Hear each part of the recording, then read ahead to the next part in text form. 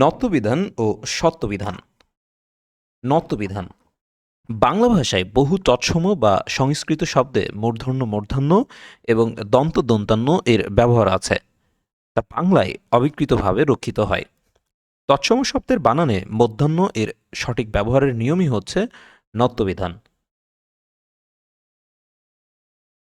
মধ্যাহ্ন ব্যবহারের নিয়ম: টবর্গীয় ধ্বনির আগে দন্ত দন্তান্ন ব্যবহৃত হয়ে যুক্ত ব্যঞ্জন গঠিত হলে সবসময় মূর্ধন্য মধ্যাহ্ন হয়, যেমন ঘণ্টা, লণ্ঠন, কাণ্ড, বন্টন ইত্যাদি। রি, র এবং মূর্ধন্য স এর পরে সবসময় মূর্ধন্য মধ্যাহ্ন হয়, যেমন ঋণ, তৃণ, বর্ণ, বর্ণনা ইত্যাদি। রি, র মধ্যাহ্ন স এর পরে স্বরধ্বনি হ, অন্তুস্থ, ব এবং অনুস্বর এবং কবর্গীয় ও পবর্গীয় ধ্বনি থাকলে পরবর্তী দন্তান্ন মূর্ধন্য মধ্যাহ্ন হয়, যেমন কৃপণ, রিকারের পরে প, তারপরে মধ্যাহ্ন। হরিণ, র এর পরে রস্বই, তারপরে মধ্যাহ্ন।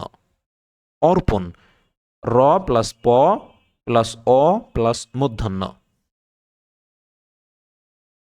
প্র, পরি, নীর এই তিনটি উপসর্গের পর প বর্গের পাঁচটি প, ফ, ব, ভ, ম এই বর্ণ থাকলে তারপর মধ্যাহ্ন ধ্বনি থাকলে তা মূর্ধন্য মধ্যাহ্ন হয়, যেমন প্রবণ, প্রমাণ ইত্যাদি।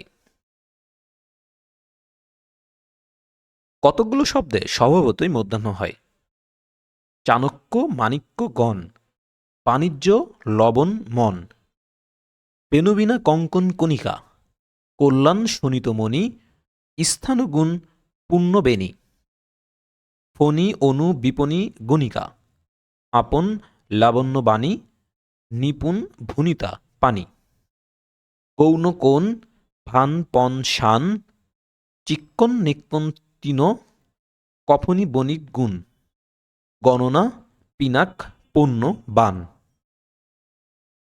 নত্যবিধান প্রযোজ্য নয় বাংলা অর্থাৎ দেশি, তদ্ভব ও বিদেশি শব্দের বানানে মূর্ধন্য মূর্ধন্য লেখার প্রয়োজন হয় না। এছাড়াও সমাসবদ্ধ শব্দে সাধারণত নত্যবিধান খাটে না।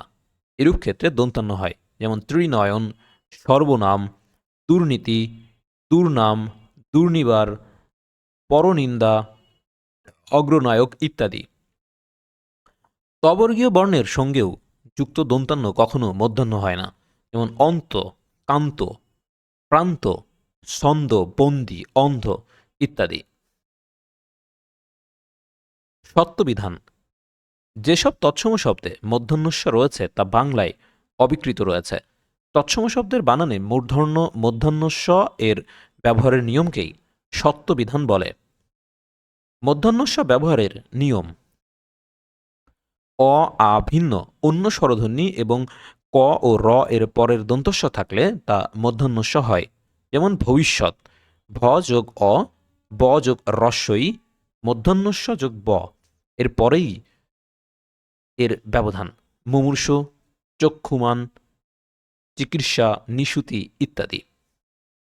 ইকারান্ত ও রস্যুকারান্ত উপসর্গের পর কতকগুলো ধাতুতে মধ্যাহ্নস্ব হয়, যেমন অভিষেক, সুষুপ্ত, অনুষঙ্গ, প্রতিষেধক, বিষম, অনুষ্ঠান ইত্যাদি। ঋকার ও র এর পর মধ্যাহ্নস্ব হয়, যেমন ঋষি, কৃষক, কৃষ্ণা, উৎকৃষ্ট, বৃষ্টি, দৃষ্টি, কৃষ্টি, সৃষ্টি, বর্ষা, বর্ষণ ইত্যাদি। ট ও ঠ এর সঙ্গে যুক্ত হলে দন্ত দন্তান্নস্ব না হয়ে মূর্ধন্য মধ্যাহ্নস্ব হয়, যেমন কষ্ট, স্পষ্ট, নষ্ট। কতকগুলো শব্দে স্বভাবতই মূর্ধন্য মধ্যাহ্নস্ব হয়, যেমন আষাঢ়, শেষ, ঈষৎ, মেঘ, ভাড়া, কলুষ, ভাষ্য ইত্যাদি শব্দে। সত্যবিধান প্রযোজ্য নয়। দেশীয় তদ্ভব ও বিদেশি শব্দের বানানে মূর্ধন্য মধ্যাহ্নস্ব লেখার প্রয়োজন হয় না, যেমন জিনিস, পোশাক, মাস্টার, পোস্ট ইত্যাদি বিদেশি ভাষা থেকে আগত শব্দে মধ্যাহ্নস্ব হয় না। সংস্কৃত সাত প্রত্যয়যুক্ত এই পদেও মধ্যাহ্নস্ব হয় না, যেমন অগ্নিস্বাত, ধূলিস্বাত, ভূমিস্বাত ইত্যাদি।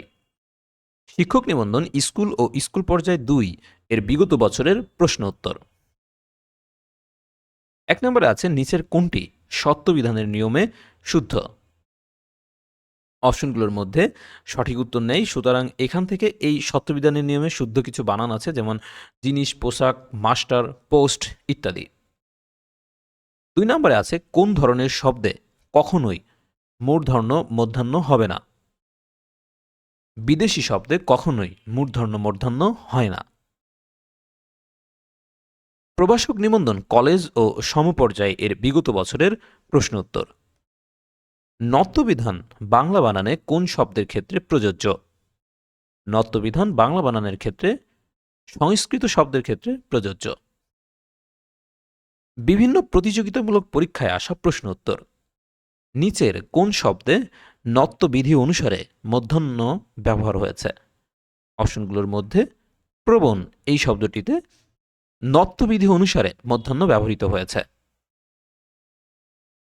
পুরস্কার বিতরণী অনুষ্ঠানের পরিবেশ এত অপরিষ্কার, এই বাক্যটির নিম্নলিখিত পদ মধ্যাহ্নস্ব বা দন্তান্বস্ব ব্যবহারের ড্যাশ।